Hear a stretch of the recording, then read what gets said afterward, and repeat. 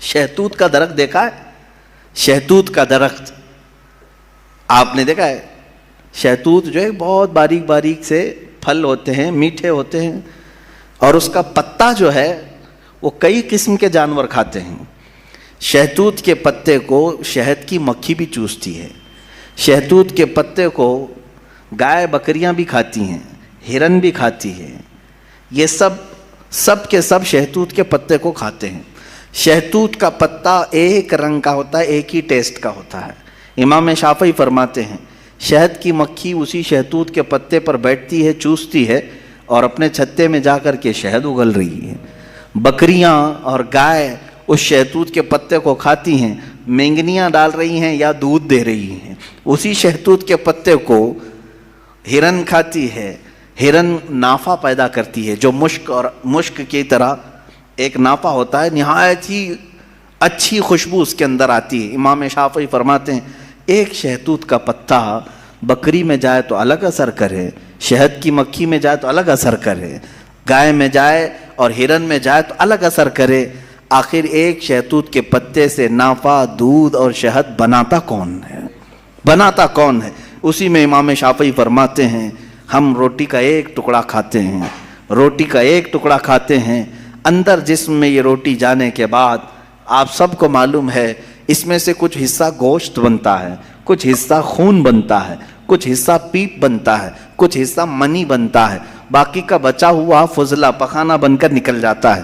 ایک روٹی گیہوں کی کھاؤ، جو کی کھاؤ، جوار کی کھاؤ، روٹی ایک ہی طرح کی ہے، اور اس سے گوشت کون بناتا ہے، خون کون بناتا ہے، اور پیپ کون بناتا ہے، منی کون بناتا ہے، سب کی الگ الگ قسمیں ہیں۔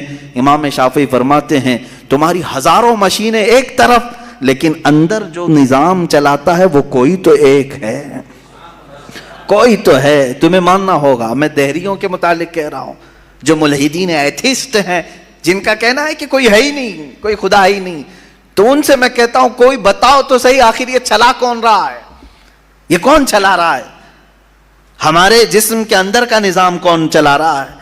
اور قرآن نے انہی کی طرف بار بار اشاروں میں بتایا ہے، آیات میں، کہ کیا تم دودھ کو نہیں دیکھتے؟ دودھ کہاں سے پیدا ہوتا ہے؟ کہ اللہ تعالیٰ فرماتا ہے کہ ہم نے دودھ کو گائے کے خون اور اس کے گوبر کے بیچ میں سے پیدا کیا ہے۔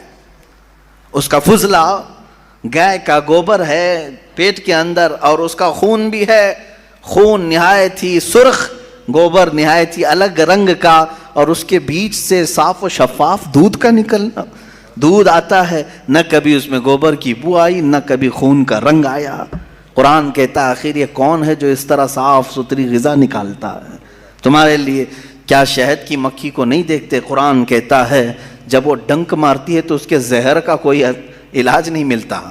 شہد کی مکھی اگر ڈنک مارے تو زہر چڑھ جاتا ہے اور کئی لوگوں کی موت بھی ہوتی ہے، لیکن وہی اپنے چھتے پہ بھی تھوکے تو وہ نہایت ہی میٹھی غذا ہے، نہایت ہی میٹھی غذا ہے۔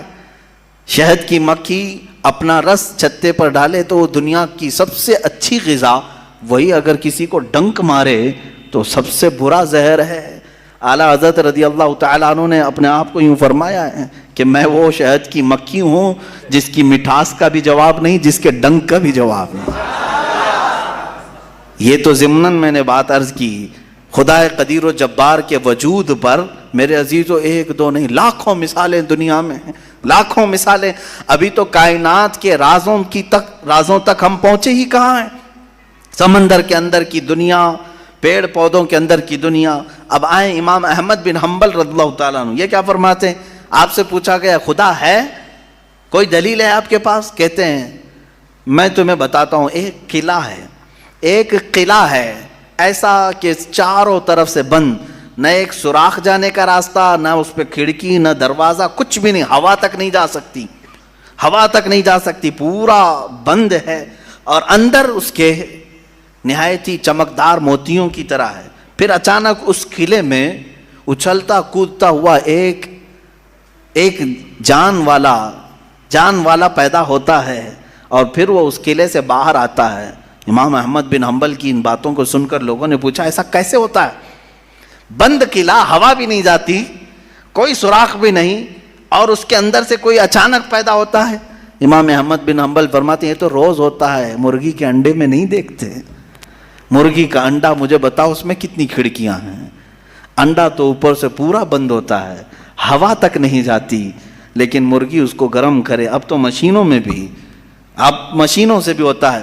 مجھے یہ بتاؤ انڈے کی زردی اچانک ایک جاندار چوزے کی شکل کیسے اختیار کرتی ہے؟ کون ہے جو اسے چونچ دیتا ہے؟ کون ہے جو اسے پر دیتا ہے؟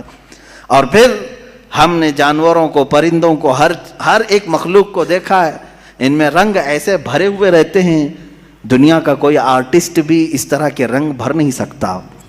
کیا ہم مور کو نہیں دیکھتے؟ طرح طرح کے خوبصورت اس میں ڈیزائن کیے گئے ہیں. ایسا لگتا ہے کہ کوئی قلم لے کر کے ڈیزائن کیا ہے، کوئی برش سے ڈیزائن کیا ہوا ہے. نہیں میرے عزیزو، یہ قدرت کی شاہکاریاں ہیں، رب ذوالجلال کی شاہکاریاں. اور تم بے شمار خوبصورت مخلوقات کو دیکھو گے.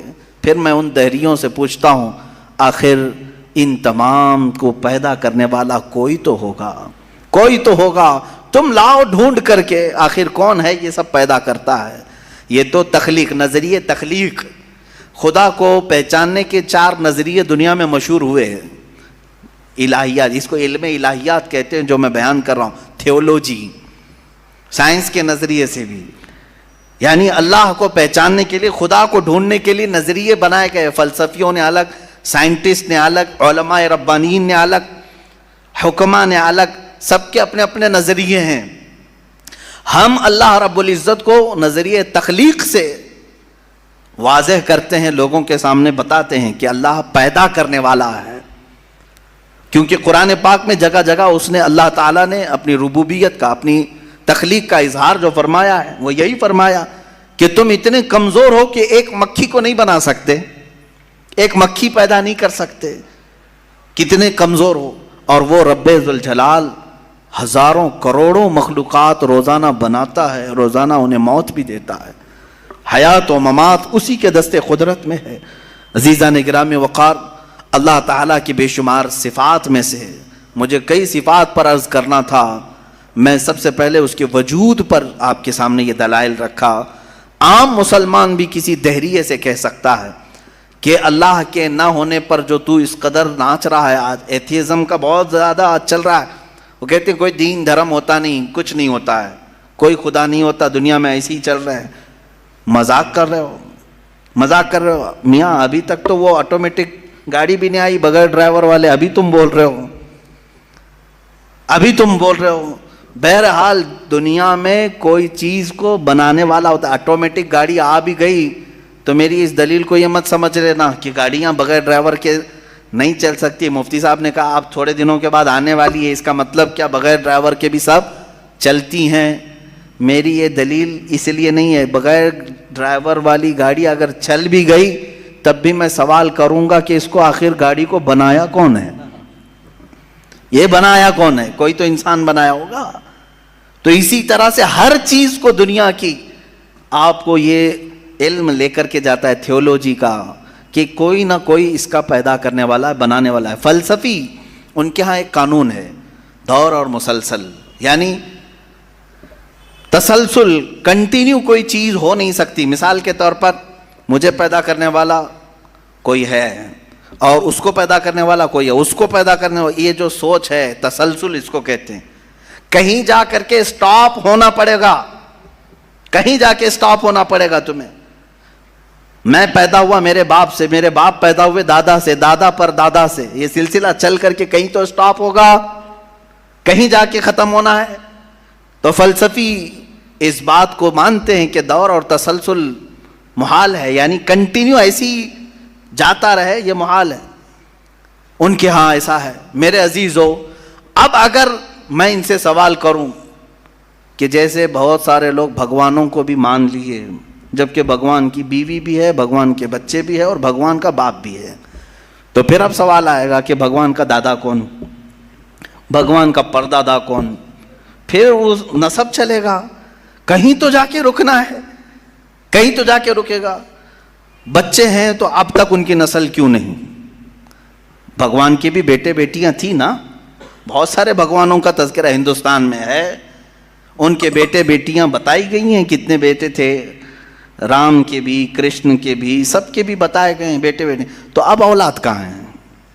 باپ دادا کہاں تھے؟ میرے عزیزوں، میری اس بات کو یقیناً کوٹ کیا جائے گا. مجھے معلوم ہے چند دنوں پہلے یہ کہہ رہا تھا اورنگزیب کی اولاد برتن مانج رہی ہے، ٹیپو سلطان کی اولاد پنچر لگا رہی ہے. تجھے تو یہ ٹیپو سلطان اورنگزیب کی اولاد نظر آئی، ان کی کہاں ہے جن کا میں ذکر کر رہا ہوں؟ ان کی کہاں ہے؟ اور بہرحال اورنگزیب اور ٹیپو سلطان ان تمام کو چھوڑو، ان کی اولاد کو تو نے برتن مانجتے یا پنچر لگاتے تو دیکھا اللہ نے تو تجھے بانج بنا کر رکھا ہے. تیرے سے کوئی چیز نہیں آ سکتی سوائے گوبر اور غلاظت کے، کوئی چیز نہیں آ سکتی. میرے عزیزوں، میں یہاں عرض یہ کر رہا ہوں دور اور تسلسل، کہ اگر اس طرح کسی کا باپ ہے تو پھر دادا بھی ہوگا، دادا ہے تو پردادا بھی ہوگا، یہ چلتا رہے گا سلسلہ. یہ اسلام یہ ہے جس نے کہا قل هو اللہ احد اللہ الصمد لم یلد ولم یولد. کہو وہ اللہ ایک ہے، اللہ بے نیاز ہے. لم یلد، نہ وہ کسی سے پیدا ہوا ہے، ولم یولد، نہ اس سے کوئی پیدا ہوگا. اس سے کوئی لم یلد، نہ اس سے کوئی پیدا نہیں ہوا اور نہ وہ کسی سے پیدا ہوا. یہاں ختم ہو گئی بات.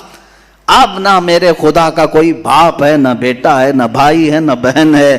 کہیں یہ تصور آئے گا ہی نہیں. تم ہم سے یہ سوال نہیں کر سکتے کہ اللہ کے آبا و اجداد کہاں ہے، اولاد کہاں ہے.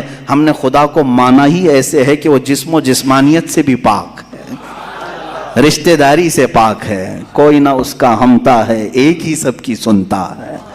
یہ اللہ تبارک و تعالیٰ کے متعلق ہمارا یقین یہی ہے. عزیزان گرامی وقار، دور اور تسلسل کا جو قانون ہے میں نے یہی بتایا کہ بعض لوگ اس چیز کے ذریعے سے بھی چاہیں تو ہدایت حاصل کر سکتے ہیں کہ کہیں تو جا کے ہمیں فل سٹاپ ہونا پڑے گا. کوئی تو ہے جو اینڈ ہے، اس کو کوئی پیدا کرنے والا نہ ہو، جا کر کے تمہیں ختم ہونا پڑے گا ایک نہ ایک جگہ. کہ کوئی تو ہے جو لاسٹ ہے، اس کو کوئی نہ پیدا کیا ہو. اگر اس کو بھی کوئی پیدا کیا ہے تو پھر یہ بھی بات ہے کہ اس کو بھی کوئی پیدا کیا ہوگا. تو ہمیں ایک ایسی ذات ماننی پڑے گی جس کو کوئی نہ پیدا کیا ہو، تبھی جا کر کے ہم یہ کہتے ہیں وہ جو ذات تم جا کر اینڈ ہوگے اسی کا نام اللہ رب العزت ہے. ویڈیو اچھا لگا تو لائک کر لیں اور کمنٹ میں ضرور بتائیں آپ کو ویڈیو کیسا لگا. آپ کی کوئی رائے ہو تو ہم سے ضرور شیئر کریں. اگر چینل پر نئے ہیں تو سبسکرائب کر لیں. اپنا قیمتی وقت دینے کے لیے شکریہ. خدا حافظ.